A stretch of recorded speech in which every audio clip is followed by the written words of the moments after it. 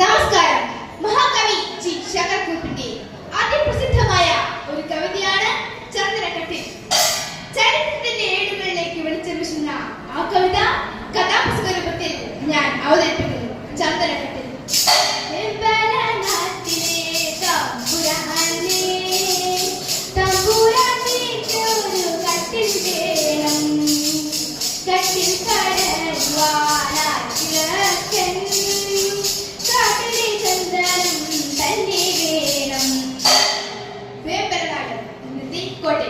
പണ്ടുകാലങ്ങളിൽ കട്ടിലിൽ കിടക്കുവാനുള്ള സൗഭാഗ്യം തമ്പുരാന്മാർക്കും തമ്പുരാട്ടിമാർക്കും മാത്രമേ ഉള്ളൂ എന്നതായിരുന്നു സത്യം.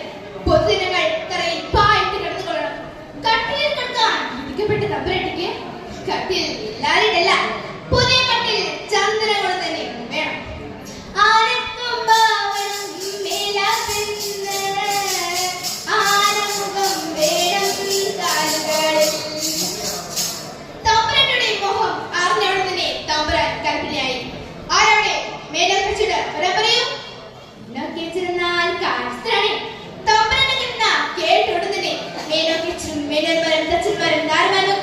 ഒരു വൻ പടയായി തമ്പുരാനെ ഓച്ചാച്ച് തൊഴുതിറങ്ങി. ചന്ദനവരം തേടിയെറിയുന്ന അവരുടെ ചെവി തമ്പുരാന്റെ കൽപ്പന മുഴുകുകയാണ്. തടിമൂത്ത ചന്ദനം കൊണ്ടല്ലാതെ പണി കടന്നാലും പരിണനാളി തലയും ചുഴിഞ്ഞു തിരിച്ചു വന്നാൽ തലയോട് കൂടി വിളിച്ചൊരാളെ. നടന്ന് നേരം ഉച്ചയായി. വിശപ്പും ദാഹവും സഹിക്കു വയ്യാതായപ്പോൾ കൈ കരുതിയിരുന്ന പൊച്ചുരുമാരായി അവർ ഉയർവിയെടുത്തിരിക്കുന്നു. ഭക്ഷണം കഴിക്കുന്നതിനിടയിൽ ഒരാൾ ചോദിച്ചു, അതാ അങ്ങോട്ട് നോക്കൂ, എന്താണത്? അരുവി തൻ പക്കൽ കുറച്ച കാലത്ത് ഒരു മരം ചന്ദനം തന്നെയില്ലേ, പലമരം കണ്ടു തലവനാകാരികളെ എടുത്തുമായി പത്തി വിലങ്ങളെടുത്ത് എടുത്തുകൂടി കസുരിച്ചു നോക്കി. ചന്ദനം തന്നെ. ഇത് കേട്ട് പനി അരുവിൽ കരുതി എല്ലാവരും ചന്ദനമട്ടിനെ വിളിച്ചു. ഒരാൾ ചെറുച്ചില്ല കുത്തെടുത്ത് മണത്തു.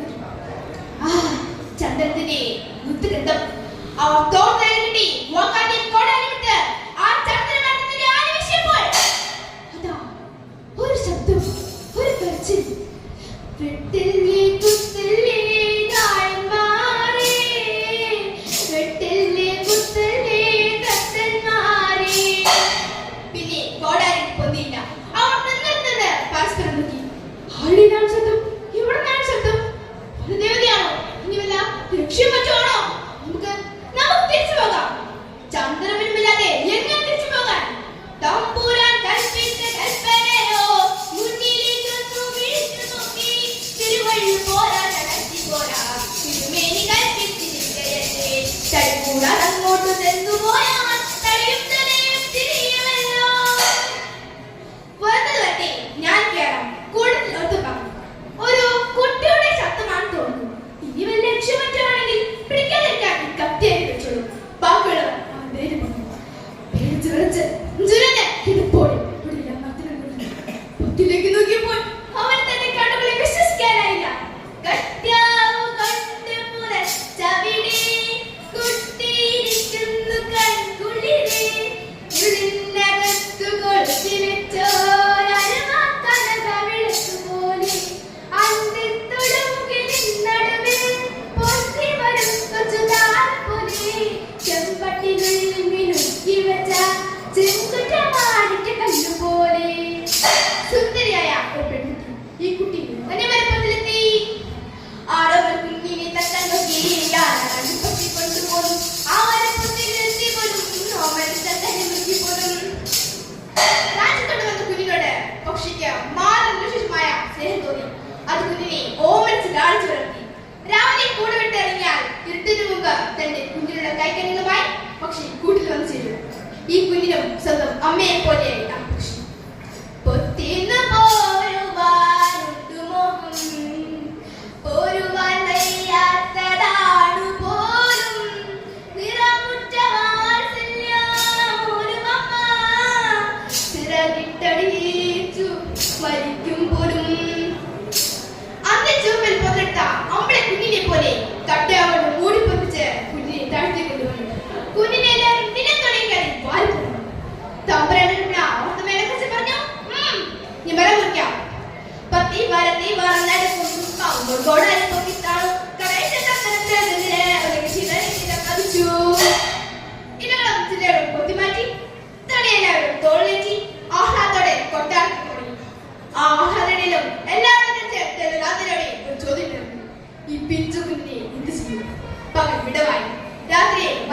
ഒതുങ്ങി